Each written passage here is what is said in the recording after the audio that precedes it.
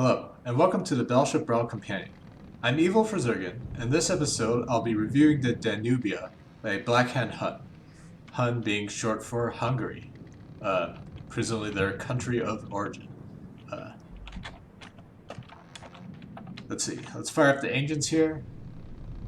So we see that this ship can make a pretty good speed of about 20 meters per second. Unfortunately, its engines do have a tendency to overheat. There we go. Which drops its speed to around 15 meters per second. Now, that's not necessarily a pure disadvantage. I mean, it could potentially throw off the enemy's lead slightly, but probably not ideal. I think I'd more or less take the extra speed. That said, 20 meters per second when it can maintain it is quite a good speed for a ship of this size. The front is very streamlined with these 4-meter slopes. Although, since they're not staggered, it would have been more streamlined to use corners instead.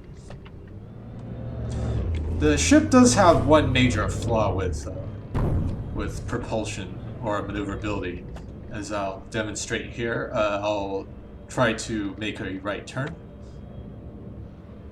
and nothing happens. The ship does have rudders. In fact, it's got 7 of them. The problem is that because these propellers are underhanging, the rudders actually don't do anything at all unless the propellers happen to get destroyed, without also destroying the rudders.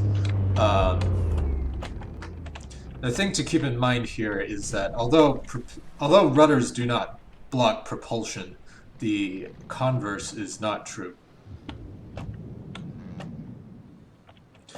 Let's move on to protection. Protection is probably the most emphasized part of the ship. If we look inside, we've got a massive number of layers of armor from the side. I mean, 2 metal, double heavy armor triangles. That's going to make an insane armor class here of, let's see, if this one contributes, like, let's see, 80% and 60%, so that's 140% on 40. See, that comes out to 56 plus 56, so that's a 66 armor class on this inner metal layer here, which is pretty crazy. However, it is also on the expensive side. Plus, with it being located down here, it's probably not going, like, anything that hits this probably wasn't going to on its way to hit anything vital. Beyond that, we've got several layers of metal triangles. So, I'm told that once your ship gets above a certain size, these triangles actually provide buoyancy as if they were full blocks. I can't personally confirm or deny this, but it is a quirk from the depths to keep in mind. Yeah, but above that we've got a full 3 layers of solid metal. That's really heavy armor.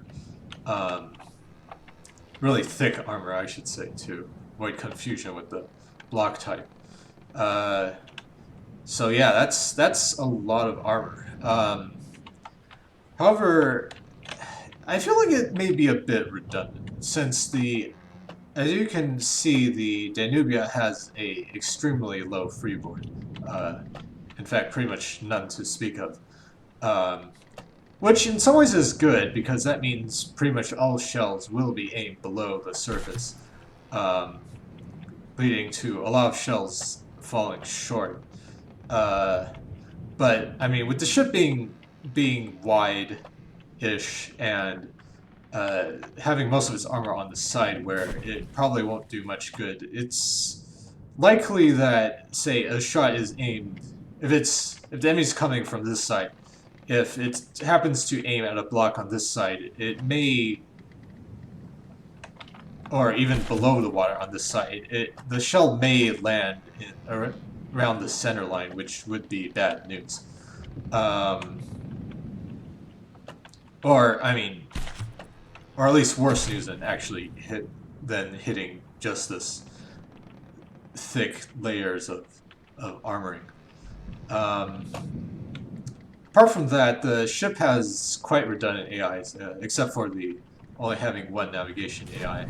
I think each gun has its own AI. Let me double check. So yeah, each gun has its own AI. They're not networked, so the only navigation AI is back here. Let's check the settings. Um, yeah, it looks like it's spanning the entire legal range of the tournament. Although with it not being able to turn, it had better hope the enemy either follows at a good speed or faster than it, um, or all the propellers on one side get destroyed, causing it to turn around.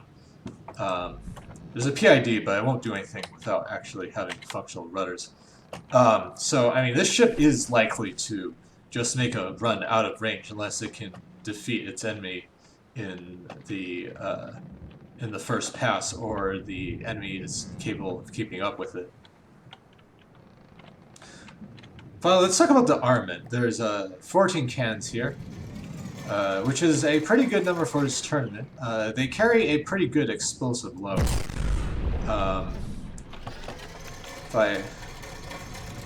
If I look here, we've got 68 explosive material boxes, a pretty good number, and 22 ammunition, also a pretty good number. Personally, I like to mix in a bit of AP, but it's not. I mean, going pure explosive is not a huge failure by any stretch. Unfortunately, let's see, are these even fused? Let's see. Let's fire them again, see if we can detect any fusing on the shell view. So I've got an impact time fuse. Yeah,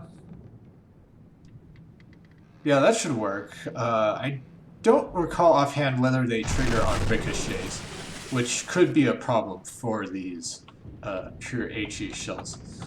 Let me check one more time to make sure there's...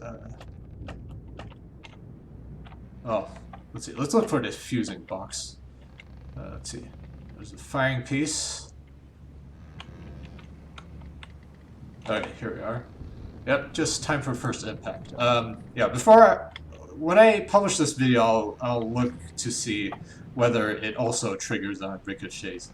But if it doesn't, you really want to